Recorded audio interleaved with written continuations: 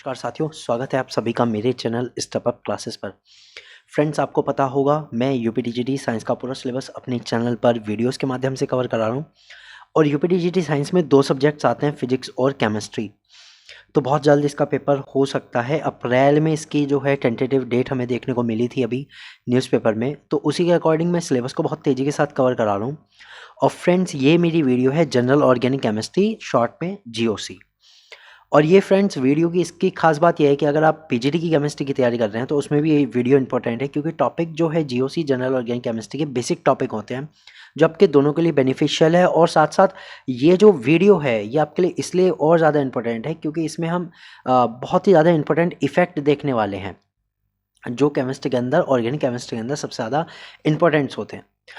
तो इससे पहले जो मेरी वीडियो आई है वो मैंने रिएक्शन इंटरमीडिएट पे बनाई थी, उसे भी आपने बहुत ज़्यादा उसमें व्यूज़ आए हैं, बहुत ज़्यादा लोगों ने देखा। और उसके बाद कमेंट आई थी कि सर इंडक्टिव इफेक्ट वगैरह के बारे में आप बताइए। ठीक है, तो इसलिए ये वीडियो मैंने बनाया इंडक्टिव इफेक्ट का। इंडक्टिव इफेक्ट, रेजोनेंस, इलेक्ट्रोमैग्नेटिक और हाइपर कंजक्शन, इन इफेक्ट्स के बारे में इस वीडियो में समझेंगे। तो हो सकता है फ्रेंड्स, क्योंकि सभी टॉपिक्स को मैंने बहुत डिटेल में एक्सप्लेन किया है, तो हो सकता है वीडियो थोड़ी लेंथी हो जाए, 2 पार्ट में 3 पार्ट में हो जाए। तो इस वीडियो आपको सारी यूट्यूब चैनल पर मिल जाएगी। तो इस वीडियो में हम क्या देखने वाले हैं, इलेक्ट्रॉन डिस्प्लेसमेंट इफेक्ट, यानी कि जब कोवेलेंट बॉन्ड में इलेक्ट्रॉन का डिस्प्लेसमेंट होता है। देखिए, टूट नहीं रहा है, वो हमने पिछले टॉपिक्स में पढ़ा था, इलेक्ट्रॉन का फिजन, मतलब कोवेलेंट बॉन्ड का फिजन। बट हम यहाँ पर क्या पढ़ रहे हैं, हम यहाँ पे जस्ट इलेक्ट्रॉन का डिस्प्लेसमेंट देखते हैं कोवेलेंट बॉन्ड के अंदर। तो उसके कारण क्या क्या इफेक्ट होते हैं, तो 4 टाइप के इफेक्ट होते हैं। एक आता है इंडक्टिव इफेक्ट, फिर आता है रेजोनेंस, इलेक्ट्रोमैग्नेटिक और हाइपर कंजुगेशन। बस इसी के बारे में हम वीडियो में समझेंगे। तो चलिए फिर स्टार्ट करते हैं। सबसे पहले हम ये देखते हैं सहसंयोजक बंधों में जो इलेक्ट्रॉन का विस्थापन होता है वो किस कारण से होता है। तो इसमें ये कह रहे हैं सहसंयोजक बंधों में इलेक्ट्रॉन का जो विस्थापन है 2 कारणों से जनरली होता है। तो उसमें पहला कारण है कि जब कोई भिन्न विद्युत ऋणात्मकता का परमाणु या समूह उपस्थित हो, यानी कार्बन के साथ कोई ऐसा आ जाए जो उससे ज़्यादा इलेक्ट्रोनेगेटिव या फिर उससे कम इलेक्ट्रोनेगेटिव हो, तब ऐसा कुछ होता है। इलेक्ट्रॉन जो होता है अपनी जगह से हट जाते हैं, यानी कोवेलेंट में जो बिल्कुल इक्वली शेयरिंग इलेक्ट्रॉन्स है वो किसी एक की तरफ ज़्यादा चले जाते हैं, एक कारण से। दूसरा कारण इन्होंने दिया under the influence of outside attacking species, किसी बाह्य आक्रमणकारी के कारण, यानी बाहर से कोई अटैकिंग रिएजेंट आ गया उसके कारण जो जुड़ना चाह रहा है, तो उसके हिसाब से जो कोवेलेंट बॉन्ड के इलेक्ट्रॉन होते हैं वो एक से दूसरे पर चले जाते हैं, किसी न किसी पर ट्रांसफर हो जाते हैं। तो इसे ही हम इलेक्ट्रॉन डिस्प्लेसमेंट कहते हैं। ध्यान दीजिएगा, बॉन्ड नहीं टूटता, बॉन्ड बना हुआ है, बस ये इलेक्ट्रॉन का डिस्प्लेसमेंट होता है। तो इसके कारण 4 इफेक्ट आते हैं। ठीक है, तो इन 4 इफेक्ट कौन कौन से हैं? सबसे पहला आता है इंडक्टिव इफेक्ट, जिसे हम हिंदी में कहते हैं प्रेरणिक प्रभाव, प्रेरणिक प्रभाव। दूसरा आता है रेजोनेंस इफेक्ट, अनुनाद प्रभाव। तीसरा आता है इलेक्ट्रोमैग्नेटिक इफेक्ट, इलेक्ट्रोमैग्नेटिक प्रभाव। और चौथा आता है हाइपर कंजुगेशन, जिसे कहते हैं अति संयुग्मन। तो 4 इफेक्ट एक के बाद हमें एक के समझेंगे, देखेंगे, और इससे रिलेटेड कहाँ कहाँ ये इफेक्ट अपना यूज़ दिखाते हैं, इनके क्या क्या एप्लीकेशन है, किस किस ऑर्गेनिक कंपाउंड में इंडक्टिव इफेक्ट के कारण क्या क्या क्वालिटीज़ चेंज होती है, क्या क्या उसकी प्रॉपर्टीज़ चेंज होती है, वो सब हम इसमें बिल्कुल डिटेल में देखने वाले हैं। तो वीडियो बहुत ज़्यादा इंपॉर्टेंट है फ्रेंड्स, आप मेरे साथ बने रहिए, और वीडियो अच्छी लगा हो तो लाइक कर दीजिएगा। तो चलिए शुरू करते हैं। सबसे पहले हमारे पास आता है इंडक्टिव इफेक्ट, प्रेरणिक प्रभाव। तो सबसे पहले इसी को समझते हैं कि इंडक्टिव इफेक्ट क्या होता है। तो देखिए, इंडक्टिव इफेक्ट, प्रेरणिक प्रभाव जो होता है ये एक परमानेंट प्रभाव है, यानी कि ये मॉलिक्यूल में जनरली रहता ही है, बना हुआ रहता है। ओके, अब ये होता क्या है, they are saying that due to difference in the electronegativity of atom present in the carbon atom chain. अब ये किसके कारण होता है, ये होता है कि जब कार्बन एटम चेन में कोई अलग इलेक्ट्रोनेगेटिविटी का एलिमेंट आ जाता है, एटम आ जाता है, एटम आ जाए या ग्रुप ऑफ एटम आ जाए, कोई ग्रुप आ जाए बड़ा, उसके कारण भी होता है। ठीक है, and due to which the sigma electron of the chain get displace toward the more electronegative atom. यहाँ ध्यान देने वाली बात यह है कि किस टाइप के इलेक्ट्रॉन हट रहे हैं। 4 इफेक्ट में आपको ये भी ध्यान देना है कि किस इफेक्ट में कौन से वाले इलेक्ट्रॉन का। यहाँ देखिए उन्होंने कहा सिग्मा इलेक्ट्रॉन, तो जाहिर सी बात है सिग्मा जो इलेक्ट्रॉन होते हैं वो यही हैं जो कोवेलेंट बॉन्ड से इसमें जुड़े हुए हैं, सिंगल बॉन्ड से जुड़े हुए हैं, सिग्मा इलेक्ट्रॉन होते हैं। तो यही कह रहे हैं कि ये ज़्यादा इलेक्ट्रोनेगेटिव एटम की तरफ डिस्प्लेस हो जाते हैं, थोड़ा सा चले जाते हैं, जगह छोड़ के नहीं जा रहे, बॉन्ड नहीं टूट रहा है, केवल थोड़े से डिस्प्लेस हो रहे हैं। And increases electron density over the more electronegative atom which cause polarity, जिसके कारण क्या होता है, जो भी इलेक्ट्रोनेगेटिव एटम है उसके पास इलेक्ट्रॉन डेंसिटी ज़्यादा हो जाती है, भाई उसने इलेक्ट्रॉन खींच लिए तो इलेक्ट्रोनेगेटिविटी ज़्यादा हो जाती है, डेंसिटी ज़्यादा हो जाती है, इलेक्ट्रॉन की डेंसिटी ज़्यादा हो जाती है, विच कॉज पोलैरिटी, जिसके कारण जो मॉलिक्यूल है वो पोलर हो जाता है, ध्रुव्य उसमें गुण आ जाते हैं। तो यही समझना है। अब देखिए, मान लो एक कार्बन और एक्स, एक कोई एलिमेंट है, उसके बीच बॉन्ड है। ठीक, तो ये जो कोवेलेंट बॉन्ड है इसमें क्या हो रहा है, जो इलेक्ट्रॉन है मान ली थोड़े से ना एक्स की तरफ जा रहे हैं, ये जो इलेक्ट्रॉन है थोड़े से एक्स की तरफ जा रहे हैं, तो ये एरो जिस तरफ दिखा रहा है ना कि इलेक्ट्रॉन उसी तरफ जा रहे हैं, एक्स की तरफ जा रहे हैं। अब ये एक्स की तरफ कब जाएंगे? यस, जब एक्स क्या होगा, x is more electronegative, x जब ज़्यादा इलेक्ट्रोनेगेटिव होगा देन कार्बन से, तभी एक्स की तरफ जाएंगे। ठीक, तो इस केस में क्या होगा कि x के ऊपर थोड़ा सा इलेक्ट्रॉन डेंसिटी जो है वो इंक्रीज हो जाएगी। मतलब अगर मैं इलेक्ट्रॉन क्लाउड के हिसाब से बनाऊं तो वो कुछ इस तरह दिखेगा कि जो x है उसके ऊपर इलेक्ट्रॉन डेंसिटी ज़्यादा हो गई। अब इलेक्ट्रॉन डेंसिटी ज़्यादा होने के बाद क्या होगा, इसके ऊपर हल्का सा पार्शली नेगेटिव चार्ज आएगा, दूसरे एटम के ऊपर कार्बन यानी कि उसके ऊपर पॉजिटिव चार्ज आएगा। तो एक तरह से ये मॉलिक्यूल अब क्या हो गया, ये पोलर हो गया। लेकिन ये पहले नहीं था, पहले तो बिल्कुल इक्वली शेयर्ड था, लेकिन इलेक्ट्रोनेगेटिव वाले ने इलेक्ट्रॉन खींच लिए, उसके ऊपर इलेक्ट्रॉन डेंसिटी ज़्यादा हो गई, that's why partially negative charge develop हुआ और कार्बन के ऊपर पॉजिटिव चार्ज डेवलप हुआ और ये मॉलिक्यूल जो है वो पोलर हो गया। ठीक, तो ये हमने देखा। अब एक केस ये भी आ सकता है कि जो साथ वाला एलिमेंट है, जो एटम जुड़ा हुआ है, वो कम इलेक्ट्रोनेगेटिव हो। उस केस में क्या होगा कि ये क्या करेगा, ये इलेक्ट्रॉन नहीं खींचेगा, अब ये इलेक्ट्रॉन कार्बन की तरफ डिस्प्लेस हो जाएंगे, कार्बन की तरफ भेज देगा कि भाई मैं तो इलेक्ट्रोपॉजिटिव हूँ, मुझे नहीं चाहिए, तुम मेरे मुकाबले ज़्यादा इलेक्ट्रोनेगेटिव हो, तुम रखो। तो यहाँ पर क्या हो रहा है कि जो इलेक्ट्रॉन डिस्प्लेसमेंट है वो किस तरफ हो रहा है, कार्बन की तरफ। तो हमने एरो हेड भी कार्बन की तरफ दिखाया है। सो हम यहाँ कह सकते हैं कि carbon is more electronegative, carbon ज़्यादा इलेक्ट्रोनेगेटिव है। सो इस केस में बताइए क्लाउड किस पर ज़्यादा होगा, इलेक्ट्रॉन क्लाउड किस पर ज़्यादा होगा? यस, ऑब्वियसली कार्बन की तरफ जो इलेक्ट्रॉन क्लाउड आएगा वो ज़्यादा आएगा, और इसीलिए अब नेगेटिव चार्ज भी किस पर डेवलप होगा, पार्शियली नेगेटिव चार्ज कार्बन पर डेवलप होगा और पार्शियली पॉजिटिव चार्ज वाई पर डेवलप होगा। वाई कोई भी एटम हो सकता है इलेक्ट्रोनेगेटिव, कम होना चाहिए किससे, कार्बन से। ठीक, तो यानी एक तरह से कार्बन के मुकाबले ज़्यादा इलेक्ट्रोपॉजिटिव एलिमेंट हो सकता है। आई थिंक ये बात तो आपको समझ में आ गई होगी, और इसी प्रभाव को हम कहते हैं प्रेरणिक प्रभाव। तो दोनों तरीके से हो सकता है, जब कार्बन के मुकाबले कोई ज़्यादा इलेक्ट्रोनेगेटिव जुड़ा हो तो उसी की तरफ इलेक्ट्रॉन जाएंगे, और अगर कार्बन के मुकाबले कोई कम इलेक्ट्रोनेगेटिव जुड़ा हो तो कार्बन की तरफ आएंगे। तो दोनों तरीके से इसमें प्रभाव हो सकता है। इलेक्ट्रॉन डेंसिटी बढ़ती है और सिग्मा इलेक्ट्रॉन का डिस्प्लेसमेंट होता है। बॉन्ड टूटता नहीं है, बॉन्ड टूटता नहीं है, और जब बॉन्ड नहीं टूटता है और इलेक्ट्रॉन जस्ट डिस्प्लेस हो रहे हैं, थोड़े से दूसरे की तरफ जाकर झुक रहे हैं, इसलिए पार्शियली चार्ज आया है, ना कि कंप्लीट चार्ज। अब ये जो चार्ज होता है देखिए, इस सीरीज में इंक्रीज होता है। मान लो एक कंपाउंड है जिसमें एक कार्बन की लंबी सीरीज है और उससे एक्स जुड़ा हुआ है। अब हमने अभी देखा कि एक्स ने क्या किया था, इलेक्ट्रॉन खींच लिए थे, तो इस वाले कार्बन के जो फर्स्ट नंबर का कार्बन है उससे तो सारे इलेक्ट्रॉन खींच लेगा, फिर सेकंड, फिर थर्ड और फोर्थ, इन पर क्या प्रभाव पड़ेगा? देखिए इनकी तरफ, जैसे अगर कार्बन पे पॉजिटिव चार्ज आएगा क्योंकि एक्स ने इलेक्ट्रॉन खींचे तो कार्बन पे पॉजिटिव चार्ज आएगा, तो इसके बाद सेकंड नंबर वाले के पास भी जो इलेक्ट्रॉन होंगे थोड़े से डिस्प्लेस होंगे, थोड़े से कार्बन 1 की तरफ डिस्प्लेस होंगे, तो इसके ऊपर थोड़ा सा पॉजिटिव चार्ज जरूर आएगा, लेकिन वो कार्बन के मुकाबले बहुत ही कम होगा। ठीक, और तीसरे वाले पर उससे भी कम पॉजिटिव चार्ज आएगा, और उसके बाद तो जो चार्ज आएगा वो लगभग नेग्लिजिबल होगा। ठीक है, जो इस पे चार्ज आएगा वो क्या होगा, नेग्लिजिबल होगा, मतलब कि बहुत ही ना के बराबर। ओके, तो नेग्लिजिबल चार्ज आया, तो हम ये कह सकते हैं the magnitude of the charge और inductive effect goes on decreasing with increase in the distance of the carbon atom along the chain. तो यहाँ पर ये बात भी ध्यान रखनी है कि कार्बन एटम चेन बनने के साथ जो इंडक्टिव इफेक्ट है उसका प्रभाव कम होता है। ठीक है, इंडक्टिव इफेक्ट का प्रभाव कम होता चला जाता है और लगभग 3 आबंधों के बाद ये लुप्त सा हो जाता है, मतलब कि बिल्कुल गायब हो जाता है। ठीक, तो लगभग 3 एटम तक तो इंडक्टिव इफेक्ट दिखता है, इलेक्ट्रॉन खींचे हैं तो भी दिखेगा, इलेक्ट्रॉन दिए हैं तो वो भी 3 तक का काम करेगा, लेकिन उसके बाद नेग्लिजिबल है। ओके, तो फ्रेंड्स ये दो चीज़ें हमने पढ़ी बहुत अच्छे से कि एक तो अगर इलेक्ट्रोनेगेटिव एलिमेंट जुड़ता है कार्बन से तो इलेक्ट्रॉन को खींचता है, पॉजिटिव जुड़ता है तो कार्बन को देता है। सिग्मा इलेक्ट्रॉन का ट्रांसफर है, परमानेंट इफेक्ट है, यानी मॉलिक्यूल्स में हमेशा रहता है, उसके कारण उसकी काफ़ी सारी प्रॉपर्टी फिर चेंज होंगी।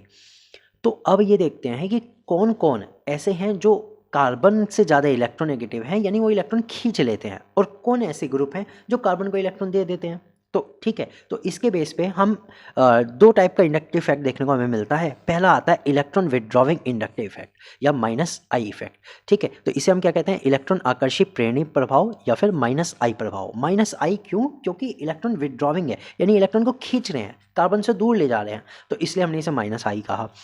So when group or atom attach with carbon atom attract or withdraw the electron toward itself, show the -I effect। तो जब कोई ग्रुप या एटम कार्बन से जुड़ा हो और वो उसके इलेक्ट्रॉन को अपनी तरफ खींच ले या उस वहाँ से विड्रॉ कर ले, निकाल ले, अपनी ओर अट्रैक्ट कर ले, तब जो इफेक्ट होता है वो -I इफेक्ट होता है।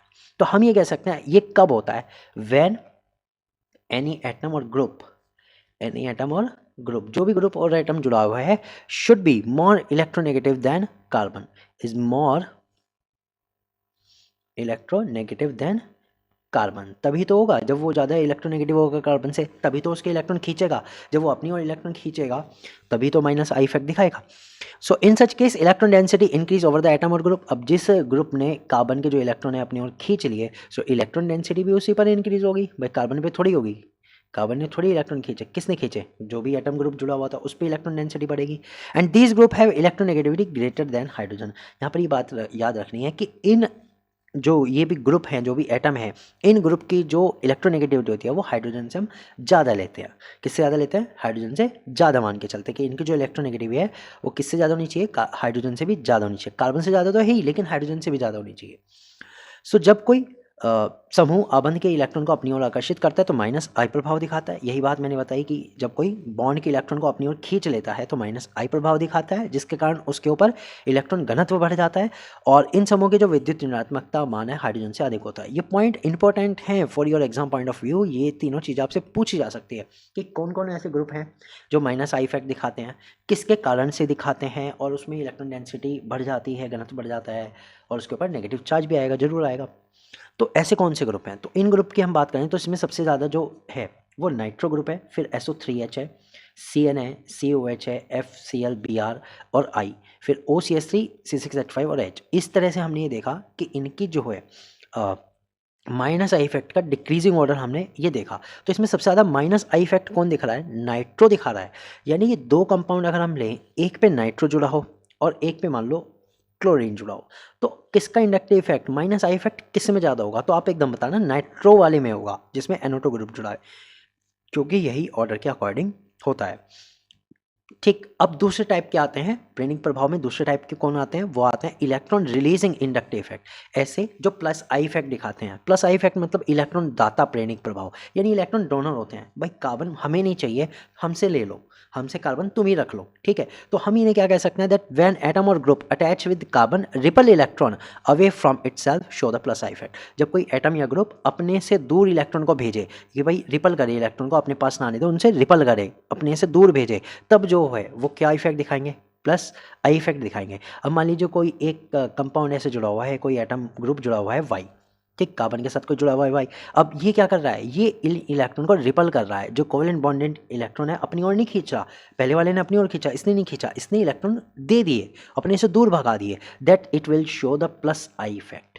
एक क्या इफेक्ट शो करेगा? प्लस आई इफेक्ट शो करेगा। So in case the electron density increase over the carbon atom, इस केस में हमें पता है कि इलेक्ट्रॉन डेंसिटी जो होगी कार्बन एटम पे बढ़ जाएगी।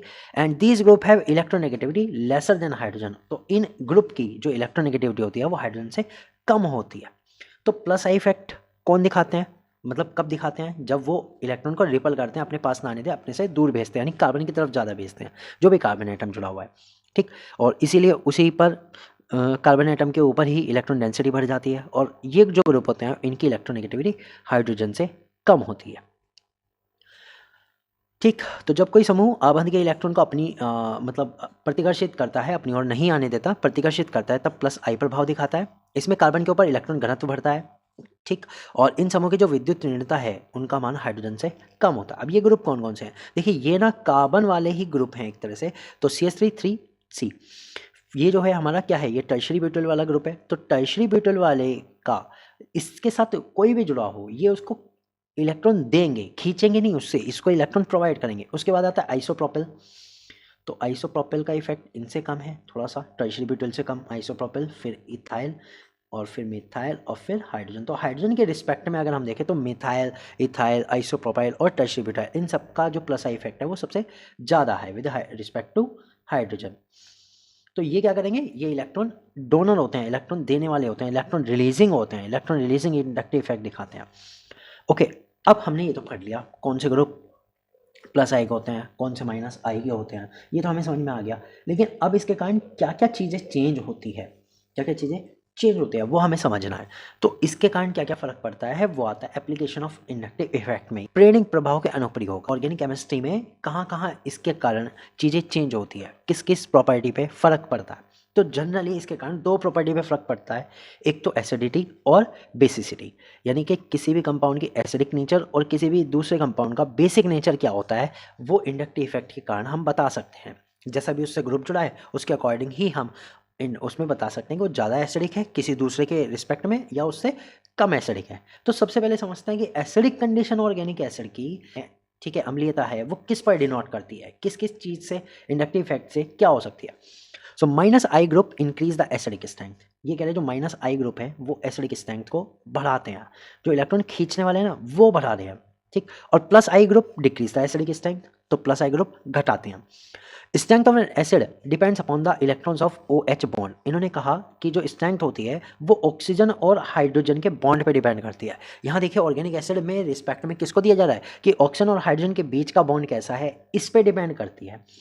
If the electron of OH bond is toward the oxygen then it will be more acidic. अगर ये कह रहे हैं कि OH बॉन्ड के इलेक्ट्रॉन जो है अगर ऑक्सीजन की तरफ ज़्यादा है तो ये ज़्यादा एसिडिक होगा, मोर एसिडिक होगा। अब मोर एसिडिक क्यों होगा? क्योंकि अगर इलेक्ट्रॉन इसके ऑक्सीजन जो है इलेक्ट्रॉन खींच रहा है तो हाइड्रोजन को निकालने में आसानी है, भाई कोई उसे इलेक्ट्रॉन तो दे नहीं रहा तो वो क्यों टिकेगा, वो चला जाएगा। अब जब ये चला जाएगा तो जाहिर सी बात है एसिडिक प्रॉपर्टी शो करेगा।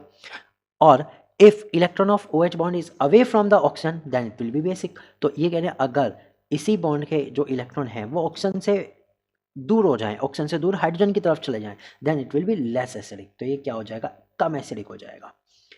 तो इस पॉइंट का याद रखिएगा कि अगर कोई ग्रुप ऐसा जुड़ गया जो ऑक्सीजन से इलेक्ट्रॉन खींच रहा है, पूरे कंपाउंड में अगर कहीं भी ऑक्सीजन है और उसके साथ हाइड्रोजन जुड़ा हुआ है उस कंपाउंड से अगर खींच रहा है, ठीक है, तो क्या होगा, वो ज़्यादा एसिडिक हो जाएगा क्योंकि हाइड्रोजन को निकालना ईजी हो जाएगा। और अगर कोई दे रहा है तो ऑक्सीजन भी क्या करेगा, हाइड्रोजन को देगा, तो जब हाइड्रोजन को देगा तो हाइड्रोजन जाएगा नहीं कहीं तो वो लेस एसिडिक हो जाएगा। ओके, तो हमें यहाँ से पता लगता है जो माइनस आई ग्रुप वाले हैं वो ज़्यादा एसिडिक होंगे और जो प्लस आई ग्रुप वाले हैं वो कम एसिडिक होंगे, ठीक। अब इसको हम एग्जाम्पल के तौर पे समझते हैं, एक एक एग्जाम्पल के तौर पे देखेंगे हर तरीके का एग्जाम्पल। तो सबसे पहले हमारे पास आते हैं हेलोजन कार्बोक्सिलिक एसिड, ठीक है, हेलोजन वाले कार्बोक्सिलिक एसिड। आप इनमें देख सकते हैं सबसे पहले वाले में फ्लोरीन जुड़ा हुआ है, फिर Cl जुड़ा हुआ है और Br जुड़ा हुआ है। तो इसमें सबसे ज़्यादा एसिडिक कौन है, इसमें सबसे ज़्यादा एसिडिक कौन है, फ्लोरो वाला है। कौन सा है, फ्लोरो वाला, फ्लोरो एसिडिक एसिड इसमें सबसे ज़्यादा एसिडिक है। क्यों है, क्योंकि हमें पता है फ्लोरोन का जो इंडक्टिव इफेक्ट होता है वो Cl से ज़्यादा होता है और Cl का Br से ज़्यादा होता है।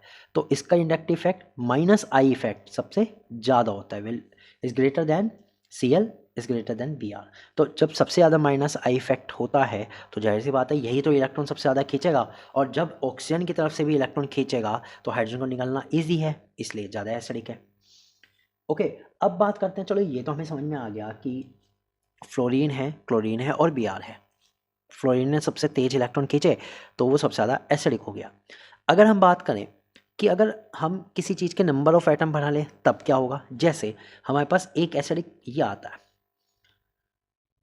Cl CH2 COOH, ठीक है, इसके साथ दूसरा आता है जिसपे 2 Cl लगे हुए हैं, इस तरह से Cl Cl और CH COH, और एक और आता है जिसमें 3 Cl लगे हुए हैं, एक ही कार्बन से तीनों साइड Cl लगे हुए हैं। तो आप मुझे बताइए इसमें से कौन सबसे ज़्यादा एसिडिक होगा इन तीन में से, ठीक है। ये वाला हमारा क्या है, मोनोक्लोरिक एसिड, मोनोक्लोरो एसिटिक एसिड। दूसरे वाला हमारा क्या है, डाइक्लोरो एसिटिक एसिड। तीसरे वाला हमारा क्या है, ट्राइक्लोरो एसिडिक एसिड। तो इनमें सबसे ज़्यादा जो एसिडिक होगा वो कौन होगा, सबसे ज़्यादा एसिडिक कौन होगा, इसमें सबसे ज़्यादा एसिडिक वो होगा जिसका inductive effect minus I effect सबसे ज़्यादा है। अब देखिए इसमें तो एक Cl है तो ये माइनस आई इफेक्ट दिखाएगा, बस एक Cl बेचारा इलेक्ट्रॉन खींच रहा है। यहाँ 2 Cl है, दोनों ही इलेक्ट्रॉन का इंडक्टिव इफेक्ट दिखाएंगे, माइनस आई इफेक्ट दिखाएंगे, दोनों इलेक्ट्रॉन खींचेंगे। तो जाहिर सी बात है ऑक्सीजन ज़्यादा इलेक्ट्रॉन हाइड्रोजन से खींचेगा, हाइड्रोजन जल्दी निकल जाएगा। लेकिन अगर मैं तीसरे को देखूँ तो इसमें तो 3-3 हो गए, तो 3-3 ये क्या करेंगे, सबसे ज़्यादा आई इफेक्ट दिखाएंगे, माइनस आई इफेक्ट सबसे ज़्यादा दिखाएंगे, सबसे ज़्यादा इलेक्ट्रॉन खींचेंगे। तो जब ऑक्सीजन और हाइड्रोजन के बीच से इलेक्ट्रॉन खींचेंगे, ठीक है, पीछे की ओर ऑक्सीजन की तरफ खींचेंगे तो वो सबसे ज़्यादा एसिडिक होगा। यही बात हमने सबसे पहले पढ़ी थी। ओके, तो इसमें जो माइनस आई इफेक्ट है इस वाले में सबसे ज़्यादा है, हाईएस्ट माइनस आई इफेक्ट। अब जिसमें माइनस आई इफेक्ट होता है which will be more acidic all of this. Okay, तो वो सबसे ज़्यादा एसिडिक होता है। तो माइनस आई इफेक्ट के कारण हमें इतना तो पता लग गया कि अगर कोई माइनस आई इफेक्ट का ग्रुप जुड़ा हुआ है और उसमें जितना ज़्यादा माइनस आई इफेक्ट है, एक तो हम अलग अलग कंपाउंड की सीरीज के अकॉर्डिंग देख सकते हैं, और अगर सेम है तो जितनी ज़्यादा अमाउंट में वो जुड़ा हुआ है, खुद जितने उसके एटम्स जुड़े हुए हैं वही उतना ज़्यादा एसिडिक होता है। माइनस आई इफेक्ट उतना ही ज़्यादा होता है और वो उतना ज़्यादा एसिडिक होता है। चलिए अब देखते हैं प्लस आई इफेक्ट वालों के केस में क्या हो अगर हम ऐसे ग्रुप जोड़ दें कार्बोक्सिलिक एसिड के ऊपर जिनका प्लस आई इफेक्ट हो, तब क्या होगा? तब हम कैसे बताएंगे कि कौन ज़्यादा एसिडिक कौन ज़्यादा बेसिक? तो इसके लिए मैं एग्जांपल सबसे पहले लिखता हूँ HCOH, ये मैथनोइक एसिड है। ठीक, इसके बाद हम लिखते हैं CH3COH एथनोइक एसिड। उसके बाद मैंने एक और कार्बन सीरीज बढ़ा दी CH3CH2COH, और उसके बाद एक और बढ़ा दी CH3CH2CH2COH। अब इन चारों में सबसे ज़्यादा एसिडिक कौन है? सबसे ज़्यादा एसिडिक कौन होगा? तो जिसका प्लस आई इफेक्ट सबसे ज़्यादा होगा वो सबसे कम एसिडिक, और जिसका सबसे कम प्लस आई इफेक्ट होगा वो सबसे ज़्यादा एसिडिक होगा। तो इस केस में देखो HCOH, भाई H का अगर हम देखें तो प्लस आई इफेक्ट बहुत ही कम होता है, ये इतने इलेक्ट्रॉन नहीं खींचता। इसके रिस्पेक्ट में अगर हम देखें तो CH3 का प्लस आई इफेक्ट थोड़ा ज़्यादा होता है H के मुकाबले। उसके बाद CH3CH2 that is ethyl group का, उससे भी ज़्यादा होता है। और CH3CH2CH2 अब तीन कार्बन आएगा, इनके तो प्लस आई इफेक्ट सबसे ज़्यादा होगा। प्लस आई इफेक्ट का मतलब क्या है कि ये ज़्यादा इलेक्ट्रॉन किधर भेज रहे हैं? ऑक्सीजन की तरफ भेज रहे हैं, कार्बोक्सिलिक एसिड की तरफ भेज रहे हैं, कार्बोक्सिलिक ग्रुप की तरफ भेज रहे हैं। CH3 वाले में यानी कि इथाइल वाले में क्या है? केवल 2 कार्बन भेज रहे हैं, इसमें सिर्फ 1 कार्बन भेज रहा है और इसमें कोई कार्बन है ही नहीं, भेज ही नहीं रहा। तो अगर मैं देखूं तो प्लस आई इफेक्ट सबसे ज़्यादा किस में है? सबसे ज़्यादा प्लस आई इफेक्ट है कि नहीं इसमें? सबसे ज़्यादा हाईएस्ट प्लस आई इफेक्ट। तो हाईएस्ट प्लस आई इफेक्ट अगर इसमें होगा तो ये लीस्ट एसिडिक होगा कि नहीं? बिल्कुल होगा भाई। जो इलेक्ट्रॉन ऑक्सीजन को दे रहा है, ऑक्सीजन हाइड्रोजन को दे रहा है, तो हाइड्रोजन जाएगा क्यों? उससे इलेक्ट्रॉन छीन ले तो इसलिए तो जा रहा था। अब इसको इलेक्ट्रॉन मिल रहा है पीछे से और दे रहा है, तो इसको भी मिल रहा है। ठीक, जब इसको भी मिल रहे हैं तो ये जाएगा क्यों छोड़ के? ये नहीं जाएगा, ये कहेगा मैं तो आराम से फिर यहीं रहता हूँ। जब पूर्ति हो रही है तो हम कहीं क्यों जाए, हम तो यहीं रहेंगे। इसलिए सबसे कम एसिडिक होता है। तो उसके मुकाबले अगर हम देखें तो HCOH that is methanoic acid हमारे पास सबसे ज़्यादा एसिडिक होता है। Methanoic acid is most acidic in among them. Okay, इन सब में सबसे ज़्यादा एसिडिक कौन है? मैथनोइक एसिड, क्योंकि उसके पास कोई इलेक्ट्रॉन देने वाला नहीं है, तो ये कहेगा भैया कोई इलेक्ट्रॉन दे नहीं रहा, हम तो निकलते हैं। तो फ्रेंड्स आई होप की बात तो समझ में आ गई होगी। तो इसमें ऑर्डर जो हमारा होता है तो मैथनोइक एसिड सबसे ज़्यादा एसिडिक, फिर उसके बाद मेथाइन वाला दैट इज़ एसिडिक एसिड, फिर हमारा प्रोपेनोइक एसिड, और उसके बाद ब्यूटेनोइक एसिड सबसे कम एसिडिक। इतनी बात क्लियर? लेकिन फ्रेंड्स आधी अधूरी जानकारी कभी नहीं देता, मैं पूरा टॉपिक अच्छे से क्लियर करता हूँ। इसमें एक और चीज़ आती है कि अगर कार्बन एटम सेम हो, कार्बन एटम के नंबर सेम हो, लेकिन उनकी चैन चेंज हो जाए। चैन चेंज होने का मतलब है कि हमने ये पढ़ा था, हमने चैन आइसोमर्स पढ़े थे, तो अगर आइसोमेरिक वाले आ जाएं तो क्या होगा? तो फ्रेंड्स अब हम बात करेंगे आइसोमेरिक कार्बोक्सिलिक एसिड की। आइसोमेरिक का मतलब है कि हमारे पास जो कार्बन नंबर हैं वो तो सेम है, लेकिन जो उनका स्ट्रक्चर है उसमें ब्रांच भी हैं। ठीक है, ब्रांच वाले भी हैं, स्ट्रेट चैन वाले भी हैं।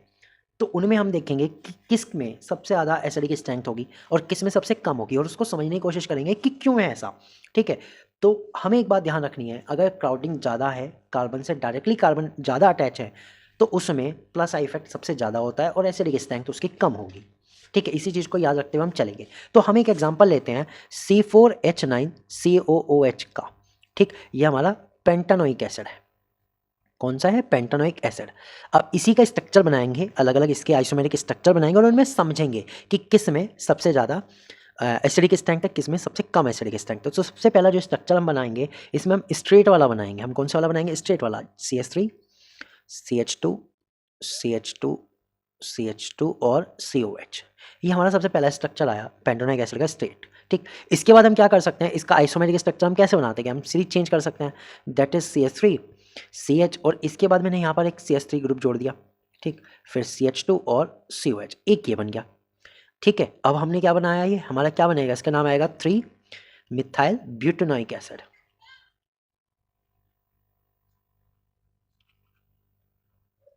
इसके बाद हम क्या बना सकते हैं, अब हम जो सीरीज है वो एक और जगह लगा सकते हैं, दैट इज यहाँ पर बिल्कुल जिससे हमारा कार्बोक्सिलिक एसिड ग्रुप जुड़ा हुआ है उस कार्बन पे लगा दिया। ठीक है, तो एक तरह से तो ये 3 मिथाइल था, तो ये क्या बनेगा, ये 2 मिथाइल ब्यूटेनोइक एसिड हो गया, 2 मिथाइल ब्यूटेनोइक एसिड हो गया। अब इसमें हम एक और बना सकते हैं जिसमें हमारे पास सबसे अलग स्ट्रक्चर आता है। उसमें क्या होता है कि जो बाकी के तीनों कार्बन है वो उस कार्बन से जुड़े हुए हैं जिसपे कार्बोक्सिलिक एसिड डायरेक्ट अटैच है। तो अब हमें इन चारों में हमें यह बताना है कि कौन सबसे ज़्यादा एसिडिक है, कौन सबसे ज़्यादा एसिडिक है। इसको मैं 1 नंबर देता हूँ, इसको 2 देता हूँ, इसको 3 देता हूँ और इसको 4 देता हूँ। ये क्या है ये बताओ, ये वाला कंपाउंड क्या है हमारा? इस कंपाउंड का आईयूपीएसी नेम है 2,2 डाइमेथाइल 2,2 डाइमेथाइल प्रोपेनोइक एसिड। ये हमारा इस कंपाउंड का नाम है आईयूपीएसी नेम। फर्स्ट वाले का भी लिख देता हूँ, ये पेंटानोइक एसिड है, इसे हम एन पेंटानोइक एसिड भी कह सकते हैं, लेकिन हम सिर्फ पेंटानोइक एसिड कह रहे हैं। तो ये है, खैर इतनी बात क्लियर है। अब हमें यह समझना है कि इन सब में सबसे ज़्यादा एसिडिक कौन है, सबसे ज़्यादा एसिडिक कौन है और क्यों है। तो हमें यह याद रखना है जिस पे क्राउडिंग जितनी ज़्यादा उतना ज़्यादा प्लस आई इफेक्ट। तो मैं यहाँ लिख देता हूँ आपको क्या याद रखना है, जितने ज़्यादा कार्बन पास हैं, ठीक है, जितने ज़्यादा कार्बन उसके पास हैं उतना ज़्यादा प्लस आई इफेक्ट होगा, होगा कि नहीं? प्लस आई इफेक्ट, ठीक, प्लस आई इफेक्ट। और उतना कम एसिडिक, भाई हमें अभी पढ़ा था हमने कि प्लस आई इफेक्ट के कारण क्या होता है, एसिडिक जो करेक्टर है वो डिक्रीज होता है। तो जितने ज़्यादा प्लस आई कार्बन पास होंगे उतना ज़्यादा प्लस आई इफेक्ट होगा, उतना कम एसिडिक हो जाएगा, बस इतनी सी बात है। तो अगर हम देखें इन सब में सबसे ज़्यादा क्राउडिंग किसके ऊपर है, कार्बोक्सिलिक एसिड के सबसे ज़्यादा पास क्राउडिंग किस में है सबसे ज़्यादा? अगर हम देखें तो 4 नंबर वाले में है।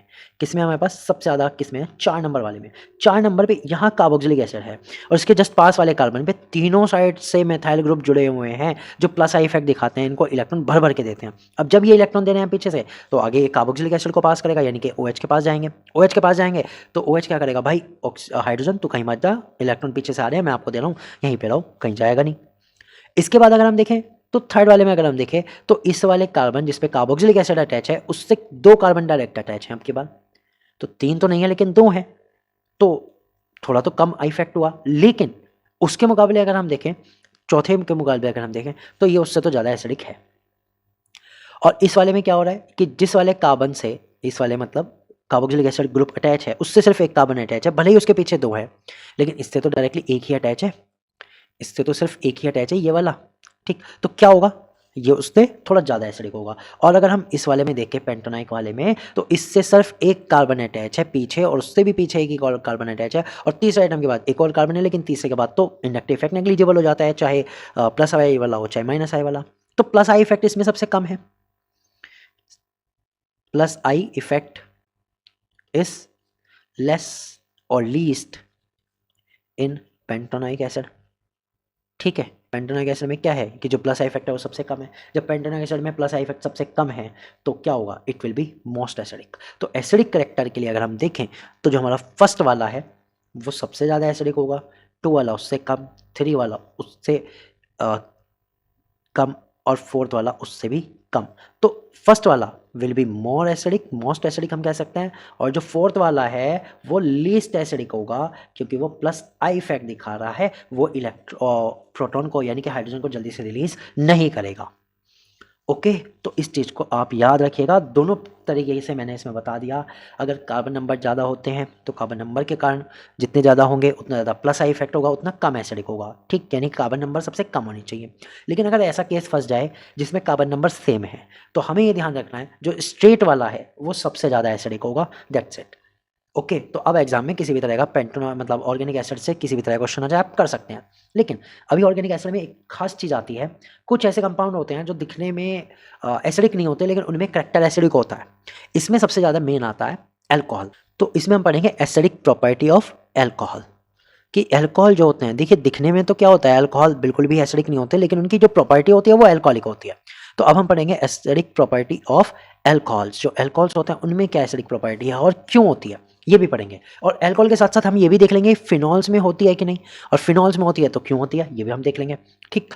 तो एक तरह से देखिए मैंने जो भी कंपाउंड्स होंगे उनकी कार्बोक्सिलिक एसिड की प्रॉपर्टी अच्छे से समझा दी आपको। और जो कार्बोक्सिलिक एसिड वाले नहीं है, जिनमें कोई एसिडिक ग्रुप नहीं है जैसे कि अल्कोहल है, इसकी एसिडिक प्रॉपर्टी कब होगी, कितनी ज़्यादा होगी, ये भी समझते हैं, ठीक है। तो अल्कोहल की अगर हम बात करें तो इसमें भी क्या होता है, अल्कोहल में हमें पता है OH ग्रुप होता है, O के साथ हाइड्रोजन जुड़ा होता है, ऑक्सीजन के साथ हाइड्रोजन जुड़ा होता है। अब हमने स्टार्टिंग में ये प्रॉपर्टी पढ़ी थी कि अगर जो इलेक्ट्रॉन्स हैं वो ऑक्सीजन की तरफ ज़्यादा हैं then it will be more acidic, और अगर जो इलेक्ट्रॉन्स हैं वो हाइड्रोजन की तरफ ज़्यादा हैं then it will be less acidic. ठीक, किसके कारण? प्लस आई इफेक्ट के कारण, और ये माइनस आई इफेक्ट के कारण। ठीक, ये बात तो हमें हमेशा याद ही रखनी है। अब तो अल्कोहल में भी OH होता है, तो अल्कोहल में जब OH हो तो कोई दिक्कत ही नहीं है, अब हम आराम से समझ सकते हैं। तो अल्कोहल को समझने के लिए हम बात करेंगे कि अल्कोहल वाले ग्रुप में किस किस तरह के अल्किल ग्रुप उससे जुड़े हुए हैं, या कोई और चीज़ अल्कोहल ग्रुप से अलग उस पर क्या जुड़ा हुआ है। तो सबसे पहले हम बात करते हैं, सबसे पहला जो अल्कोहल सबसे छोटा वाला आता है वो आता है CH3OH। उसके बाद इससे बड़ा आ गया C2H5OH। उसके बाद इससे भी बड़ा आ गया C3H7OH, और इससे बड़ा आ गया C4H9OH। तो इन सब में अगर हम देखें तो प्लस आई इफेक्ट सबसे ज़्यादा किस में होगा? C4H9 में होगा, क्योंकि 4 कार्बन जुड़े हुए हैं। और अगर सबसे कम देखें तो प्लस आई इफेक्ट सबसे कम किस में होगा? CH3 वाले में होगा, क्योंकि एक ही कार्बन जुड़ा हुआ है, कितने ही इलेक्ट्रॉन उसको दे देगा भाई, देगा ठीक है, प्लस आई इफेक्ट तो दिखाएगा CH3, लेकिन कितना? बहुत ही कम। ठीक है, तो इसमें जो प्लस आई इफेक्ट होता है वो लीस्ट है, और इस वाले में प्लस आई इफेक्ट मोस्ट है। ठीक, तो इट विल बी, क्योंकि लीस्ट प्लस आई इफेक्ट है then it will be most acidic. ठीक है, ये सबसे ज़्यादा एसिडिक होगा। और इस वाले में क्योंकि प्लस इफेक्ट सबसे ज़्यादा है,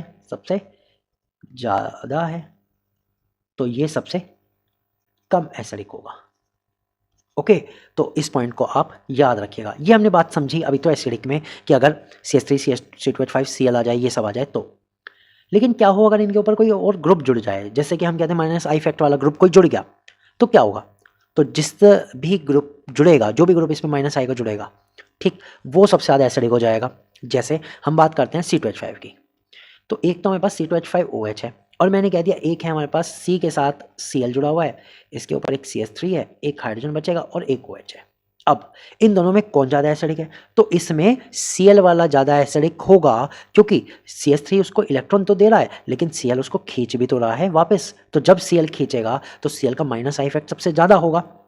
ठीक, तो इस केस में जो Cl वाला है वो ज़्यादा एसिडिक होगा मुकाबले किसके? जिसमें Cl नहीं है, जिसमें माइनस आई वाला नहीं है। तो इस पॉइंट को भी आप याद रखिएगा। ठीक, तो ये आप याद रखेंगे। तो इसके बाद हम बात करेंगे अब कि फिनॉल्स में, अब हम बात करेंगे किसमें? कि फिनॉल्स में कैसे होता है, फिनॉल में क्या एसिडिक इफेक्ट है, कैसे होता है। तो फिनॉल से पहले मैं एक कंपैरेटिव प्रॉपर्टी आपको बताने देना चाहता हूँ कि हमने अभी कंपाउंड पढ़ा C2H5OH, और अब हम पढ़ रहे हैं फिनॉल, दैट इज C6H5OH। इसमें क्या होता है? बेंजीन रिंग के ऊपर OH लगा होता है, बेंजीन रिंग के ऊपर OH लगा होता है इस तरह से। ठीक है, अब इसमें क्या होता है कि जो बेंजीन रिंग होता है वो ऑक्सीजन के लोन पेयर को खींच लेता है ड्यू टू रेजोनेंस, ये अभी हम आगे भी पढ़ेंगे, रेजोनेंस को अच्छे से समझेंगे। तो यहाँ पर जो एसिडिक प्रॉपर्टी है वो सिर्फ आई इफेक्ट के कारण नहीं, रेजोनेंस के कारण भी है। ठीक है, तो इसको हम वहाँ पर समझेंगे कि क्यों है। तो रेजोनेंस के कारण इलेक्ट्रॉन खींच लिए, ऑक्सीजन के जो लोन पेयर थे वो बेंजीन ने खींच लिए। तो अब क्या करेगा ऑक्सीजन? क्या करेगा? हाइड्रोजन से अपने इलेक्ट्रॉन मांगेगा। तो जब हाइड्रोजन से इलेक्ट्रॉन मांगेगा तो हाइड्रोजन इजीली निकल जाएगा, वो कहेगा भाई इलेक्ट्रॉन तो ऑक्सीजन ने खींच लिए, मैं कहीं और जा रहा हूँ, मैं किसी और को देखता हूँ।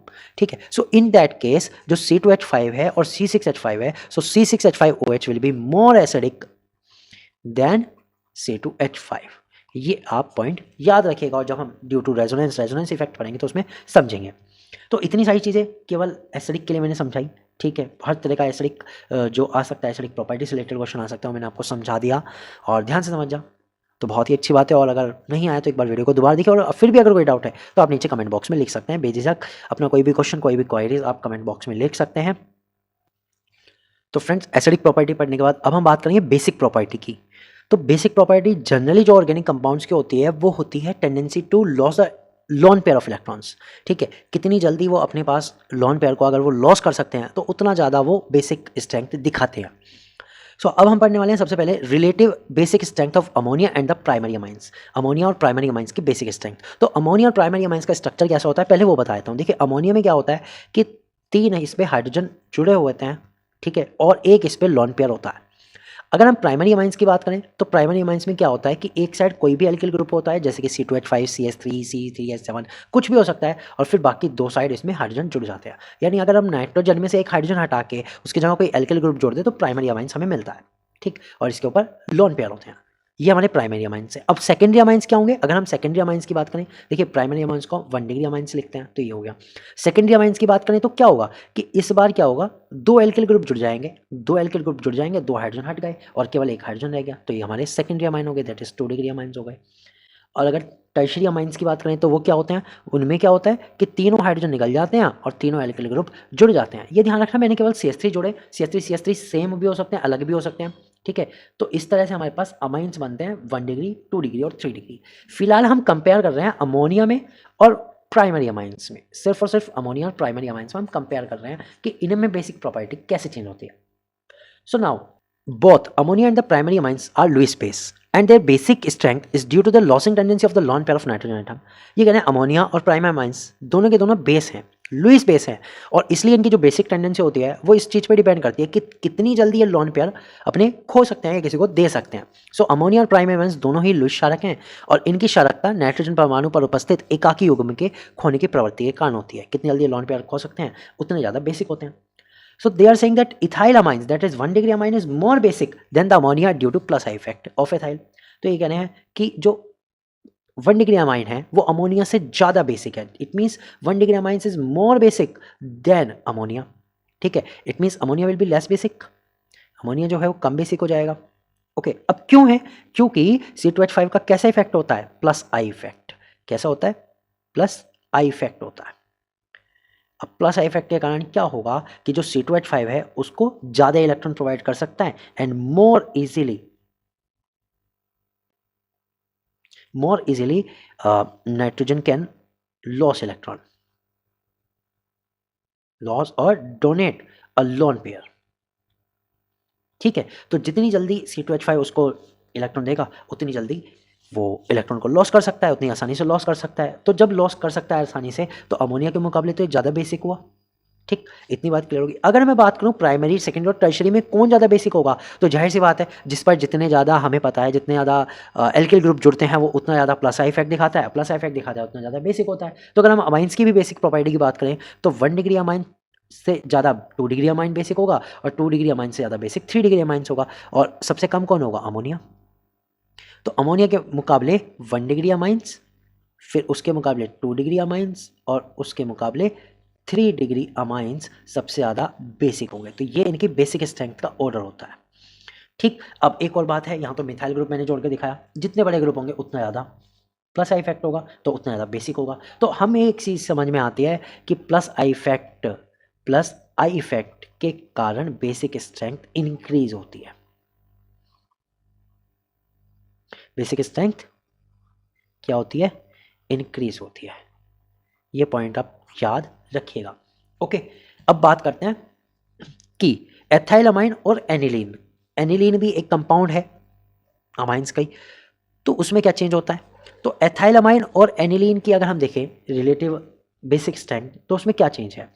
तो हमें पता है ethylamine is stronger base than ethylene due to plus I effect of the ethylene while aniline show the minus I effect. अब ये कह रहे हैं कि एथिलीन जो है प्लस आई इफेक्ट दिखाता है तो इसलिए वो ज़्यादा बेसिक है, लेकिन जो एनिलीन है, एनिलीन क्या होता है? बेंजीन के ऊपर जब एक NH2 ग्रुप आ जाता है तो उसे एनिलीन बोलते हैं, वो माइनस आई इफेक्ट दिखाता है। माइनस आई इफेक्ट क्यों दिखा रहा है? क्योंकि जो बेंजीन ग्रुप होता है वो क्या करता है? इसके इलेक्ट्रॉन को खुद ही छीन लेता है, इसके इलेक्ट्रॉन को खुद ही छीन लेता है और ये किस में आ जाते हैं? रेजोनेंस में आ जाते हैं। किस में आ जाते हैं? रेजोनेंस। तो हम ये भी कह सकते हैं जो बेंजीन गया वो माइनस आई इफेक्ट दिखा रहा है और माइनस आई इफेक्ट दिखाने के बाद जो लॉन पेयर उसने नाइट्रोजन का छीना वो उसके रेजोनेंस में आ जाता है। यानी कि अब नाइट्रोजन जो है यानी एनिलीन जो है वो लॉन पेयर किसी को दे नहीं सकता, एनिलीन जो है किसी को दे नहीं सकता। जब इलेक्ट्रॉन का लॉन पेयर किसी को दे नहीं सकता तो कौन इसे बेसिक कहेगा? कोई भी नहीं कहेगा। वो कहेगा भैया तू तो खुद रख रहा है अपने लॉन पेयर, हमें तो दे नहीं रहा, तो इतने हमारे लिए तो तू बेसिक नहीं है। ओके, सो इसलिए एथाइलमाइन एनिलीन के मुकाबले ज़्यादा बेसिक होते हैं। सो अब अगर हम ऑर्डर लगाएं तो ऑर्डर हम इस तरह से लगा सकते हैं कि जो एनिलीन है दैट इज C6H5NH2 वो सबसे कम बेसिक है, उसके मुकाबले अमोनिया ज़्यादा बेसिक होगा क्योंकि उसके इलेक्ट्रॉन कोई छीन नहीं रहा, उसके इलेक्ट्रॉन अपने पास है। यहाँ तो नाइट्रोजन जो एनिलीन C6H5 बेंजीन से जुड़ा है उसने छीन लिया है, यहाँ इसके किसी ने नहीं छीने, तो उसके मुकाबले तो ये ज़्यादा बेसिक है। और इसके मुकाबले सबसे ज़्यादा बेसिक कौन होगा? इथाइलमाइन दैट इज C2H5NH2 इसके मुकाबले ज़्यादा बेसिक होगा। तो ये इसका बेसिक ऑर्डर है। ठीक है, तो ये NH2 ग्रुप वालों का बेसिक ऑर्डर है। तो फ्रेंड्स अब मेरी बात समझिएगा ध्यान से, जिनमें OH है उनमें आपको माइनस आई इफेक्ट वाले ज़्यादा एसिडिक मिलते हैं और जिनमें लॉन पेयर है और लॉन पेयर अगर वो डोनेट कर सकते हैं तो उनमें प्लस आई इफेक्ट वाले ज़्यादा बेसिक होते हैं। 2 पॉइंट्स हैं, हमेशा याद रखिएगा। आपका ये जो टॉपिक है वो यहीं पे ख़त्म होता है। इंडक्टिव इफेक्ट का हम पढ़ चुके हैं और हम समझ चुके हैं एसिडिक और बेसिक कैरेक्टर्स। आई होप कि वीडियो अच्छा लगा होगा फ्रेंड्स। और इसके बाद जो दूसरा इफेक्ट आएगा इलेक्ट्रोमैग्नेटिक इफेक्ट, उसकी वीडियो सेपरेटली मैं भेज दूंगा, क्योंकि 1 घंटे की वीडियो तो यही हो गई है। आप समझ सकते हैं 14 इफेक्ट समझाने में कितना टाइम जाएगा। सो वो मैं समझाऊंगा नेक्स्ट वीडियो में। तो मिलते हैं उसी वीडियो में, तब तक के लिए good bye, have a nice day.